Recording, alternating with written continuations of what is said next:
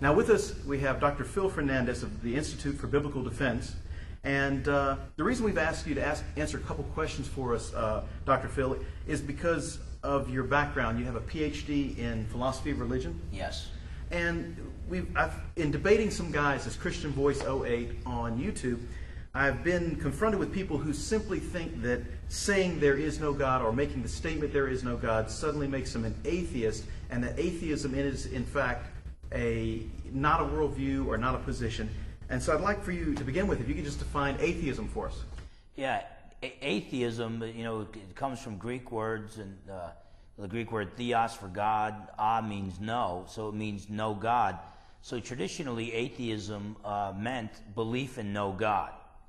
Now, as time went on in the 20th century, you had many of the leading quote-unquote atheists, like Bertrand Russell, during his debate with Frederick Copleston. You had many atheists who would do what he did, and that was he acknowledged that he was not an atheist, he's an agnostic. Now, an agnostic means no knowledge. And so what he was claiming there is, I have no knowledge of God. A hard agnostic would say, no one can have knowledge of God. Maybe he exists, but even if he exists, we can't know that. A soft agnostic would say, well, I haven't seen enough evidence to believe in God, but maybe there is some evidence out there. But atheism failed miserably. They used to argue that the existence of God and all good, all-powerful God and evil are mutually exclusive. They can't both exist.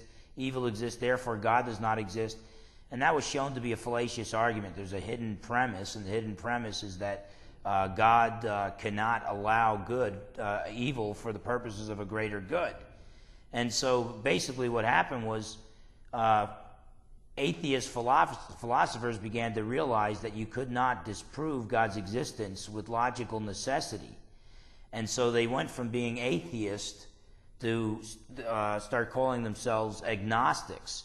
But apparently, rather than admit the defeat of atheism, many agnostics changed the definition of atheism. So instead of the positive belief and worldview that there is no God, they started redefining atheism as the lack of belief in God. And so then these atheists began to say, well, I really don't have a worldview, I just lack belief in God, so the burden of proof is on you. But in reality, atheism has been thoroughly refuted. So today's atheists, as bold as they may sound, usually when it gets right down to it, they're actually agnostics who don't want to admit that atheism has been refuted.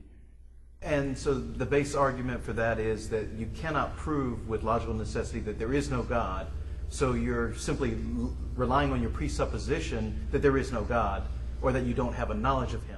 Yeah, I mean, it's like, how are you going to prove through nature that God doesn't exist?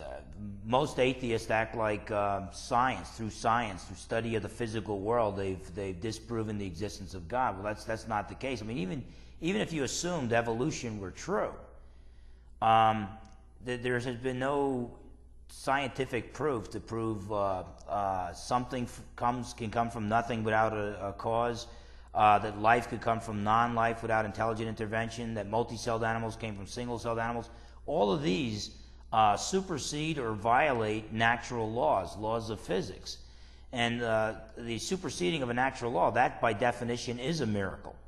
So the only way evolution could possibly be true would be if God exists. The only way to rescue evolution would be to presuppose the existence of God and say that God performed all these supernatural acts superseding natural laws. So the idea that you can examine the physical world and find that God doesn't exist, I mean, what could you do? Could you travel all the way around the entire universe and say, well, I've searched the whole universe and God doesn't exist? Well, we're not claiming God is physical. God is non-material. So you'd have to examine the entire physical world, the entire spiritual world, assuming that it does exist. There's no way to disprove God's existence. Most atheists will acknowledge that. Well, then they're not really atheists. They're actually agnostics. And so what we've had is a watering down of the definition of atheism because of the failure of true, robust atheism.